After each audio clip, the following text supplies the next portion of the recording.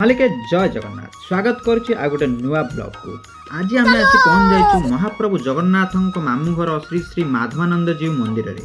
कहीं आज होची भौम एकादशी बा माघ शुक्ल एकादशी। यही दिन नियाली स्थित प्रसिद्ध माधवानंद जीव मंदिर रे एक स्वतंत्र एवं आध्यात्मिक परिवेश सृष्टि हुए। यही दिन माधवानंद जीव को दर्शन करने हजार हजार श्रद्धालु भिड़ होता है। भक्त मैंने यही शुभ दिन में माधव कृपा लाभ करने लंबा धाड़ी रही दर्शन करते।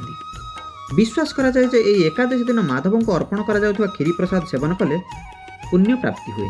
अरे बोलू बोलू मो सहित देखा मोर दी जन सांग जहाँ सहित मिसी मु मेला बुलिया को बाहरली।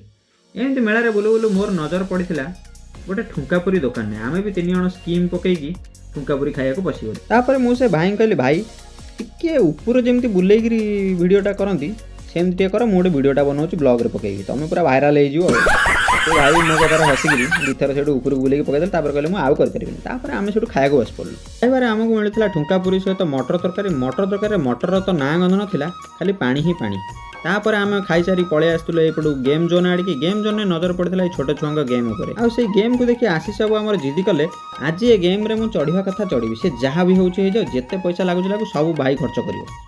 भाई जन को आम रिक्वेस्ट करूँ से खेलवाई कि से भाई आम बहुत रिक्वेस्ट करामको मना करदे। तापर आम फाइनाली आउ जन पाक जाइलु से भाई आम राजी होते। तो आशीष बाबू खुशी कहले न सरे छोट छुआ भाया पिलादिन को फेरी जाई सी ऊपर को चढ़ी जाते।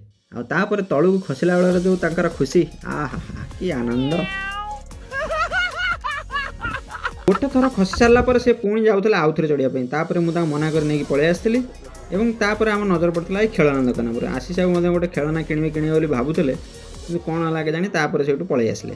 ये खेलना दुकान बाहर पर आउ गोटे नजर पड़ा आमर ये ड्रम बाजा उपर आशीष बाबू ड्रम बाजा टी बजे बजे पूरा झुमिर नाचुले। एटा केते टका हम नहीं जीव किनी यदि मो वीडियो भल लगी था लाइक शेयर और सब्सक्राइब करंतु आ कमेंट बॉक्स रे निश्चय जानंतु कोन आपण केबे बे माधव एकादशी यात्रा बुलिया पय आछन कि।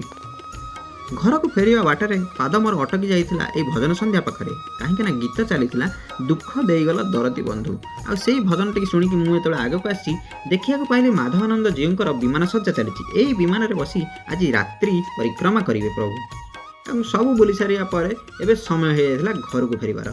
मु घर को चलली पुणी देखा आ गोटे नुआ ब्लॉग रे से पर्यंत रहिली। जय जगन्नाथ।